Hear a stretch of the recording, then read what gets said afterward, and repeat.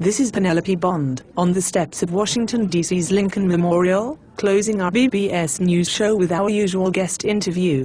Tonight, we welcome Mr. Justin Hedge, an oil man and an energy lobbyist from the great state of Texas. He is here to give us a different take on the U.S. economy. Mr. Hedge, welcome to the show. Glad to be here, Miss Bond. Sir, if you would be so kind, please give us your current take on the U.S. economy. Well, from where me and my clients sit, it's not too bad, since we're in the oil business. I was referring to the whole U.S. economy.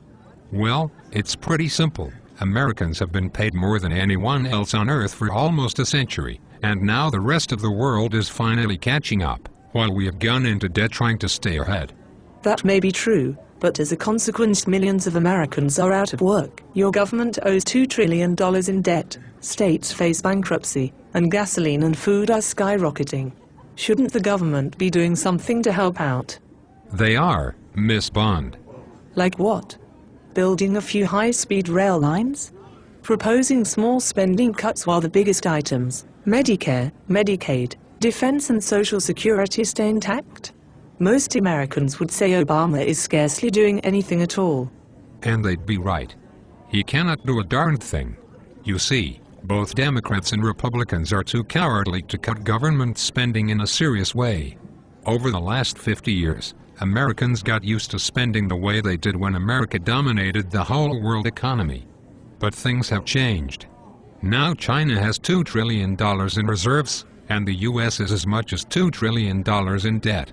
It's hard to see how Obama's supposed to fix something that took 40 years to happen in just a few years. But you just said that the U.S. government is doing something about it. It sure is. They bought Ben Bernanke, that guy over at the Federal Reserve Bank, a brand new printing press, and he's been running it day and night, and spraying dollar bills all over the place. Are you saying that printing money and risking huge inflation is Mr. Bernanke's solution? How is that going to get Americans back to work? How is that going to pay off America's huge debts, or create prosperity again? Well, I don't know about prosperity, if it means making Americans richer than everyone else again. But the more money Mr. Bernanke prints, the more he inflates away the mortgage debts of Americans. And the more he prints, the less our debts to China are worth in terms of oil and other commodities. But the Chinese are responding by selling U.S. bonds, letting the dollar fall off a cliff. How is it getting Americans back to work? How does a weak dollar and expensive oil and food help America? Bernanke's betting that a cheaper dollar will create more jobs in the U.S., by making Americans cheaper to hire, and by making American exports cheaper for other countries to buy. But it hasn't, has it? Instead, the falling dollar is just causing gasoline and food to skyrocket. How does that help America? It's pretty simple. Now Americans will import less, and they will also spend less.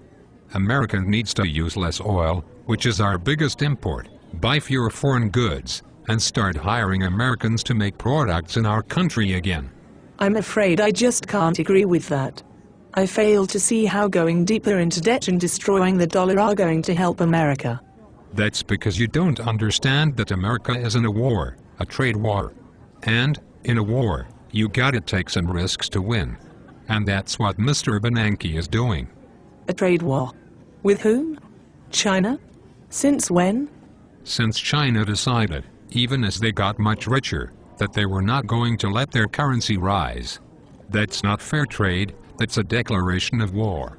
China has accumulated a $2 trillion surplus over the last 10 years at the same time the U.S. ran up huge deficits. Do you know how far Chinese currency has risen against the dollar during that time, even with the dollar dropping like a stone? Well, Chinese currency can't rise at all against the dollar. It's pegged to the dollar by the Chinese central bank. That's exactly right. Does it sound fair to you? Or does it sound like China manipulating its currency to keep its competitive advantage over everyone else? That's called a trade war. You must understand that the most important part of being in a fight is knowing you're in one. But what about the euro currency? Europe is not letting their currency fall, even though Europe imports more than the US from China. Look closer, Miss Bond. Germany is one of the world's biggest exporters. Sure, the euro is stronger than the dollar, but the euro is much weaker than any German currency would be, because it's dragged down by Greece, Portugal, Ireland, and others. The Germans are fighting against China by hiding in the eurozone. What else can they do? It's a lot cheaper to put up rescue packages for the rest of Europe than to have a very strong Deutsche Mark. You see, the Germans are no dumber than Mr. Bernanke. They know when they're in a fight, too. Well, Mr. Hedge, you are one of the very few that believe Mr. Bernanke is saving America's economy. Most commentators believe the exact opposite. That's because those commentators have never been in a fight, either. They should play a little football in Texas. They're just looking at numbers and figures, without noticing that China is following a geopolitical strategy, and America's gotta play some D. Some D? Mr. Hedge? Defense, Miss Bond. The U.S. has been a major Pacific power for 100 years. We are allies with South Korea, Japan, the Philippines, and Taiwan, which China would have invaded years ago but for the U.S. Navy. We dominate the seaways in Southeast Asia through which China imports oil. That has been true for many years. I don't see what that has to do with the present state of the world economy. The Chinese think it does. China has been buying and stealing U.S. technology, building fast cruise missiles to take out U.S. carriers, building stealth fighters that they copied from our designs. China is not our friend in the Pacific. It sounds like you think this is a real war, Mr. Hedge. That's exactly what it is. Perhaps you've forgotten that China is still a communist dictatorship, with an increasingly state-run economy. Have you noticed how everybody's worried about freedom and democracy in the Middle East these days? Miss Bond, the only Chinese democracy I know of is an album by Guns N' Roses, and we had to wait 14 years for that. China puts Chinese peasants in jail if they leave their villages to look for work. When the Chinese people held Egyptian-style demonstrations in 1989, the Chinese military ran over them with tanks, killing and wounding at least 14,000 of their own people. I think you're going to have to wait a lot more than 14 years to see a real election in China. So where do you think this is all headed, Mr. Hedge? Well, the thing about a fight is you never know for sure when it's gonna end. You just know you gotta keep fighting. The U.S. has to focus on reducing imports, getting people back to work, and restoring its manufacturing base. And when do you expect that this will happen? It is going to take some time, Miss Bond, maybe a long time, but trying to compete with China when they have stacked the deck against the dollar is not a fight you are going to win without taking some risks. And that is just what Mr. Bernanke is doing. And what if the U.S. goes bankrupt trying to defend itself in this trade war you describe? The U.S. cannot go bankrupt. You go bankrupt when you cannot pay your debts. The U.S. can always pay its debts, because it borrows in its own currency. You just print more of it. But then the dollar will keep falling, and Americans will just keep getting poorer. No. I believe that Americans will get smarter. With lower wages and higher prices, they'll start living within their means until they can develop new energy and industrial technologies that will let them earn their way back to prosperity, instead of going further into debt. That sounds more like patriotism than analysis, Mr. Hedge. Many people believe that the U.S. will continue its decline and become a second-rate power. No, there is no danger of that happening. How can you be so sure? It looks like that is exactly where America is headed. I'm sure because America is still the world's most technologically advanced country.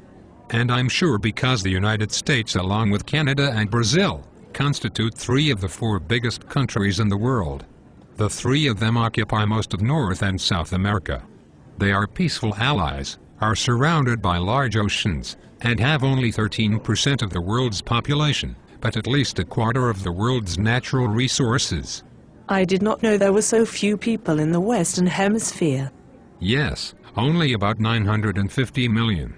The other half of the world, Eurasia, Africa and Australia, have 6.1 billion people, about 87% of the total, which are broken into hundreds of countries, languages and ethnic groups that do not get along very well. And you can drive a tank from Spain to China if you've got enough fuel. I would say that puts America in a pretty strong position long term. Would it be fair to say that you are optimistic about America's long-term future? You bet. Greatest country in the world. Safe. Tolerant. Democratic. Fair. Not exactly justice for all, but we come a lot closer than just about anybody else. Over time, that will make a difference to our economy. Thank you, Mr. Hedge, for your very unusual views. I will let our listeners draw their own conclusions. Thank you for letting us interview you tonight. It has been my pleasure, Miss Bond. God bless America. This is Penelope Bond, signing off for the BBS News. Good night.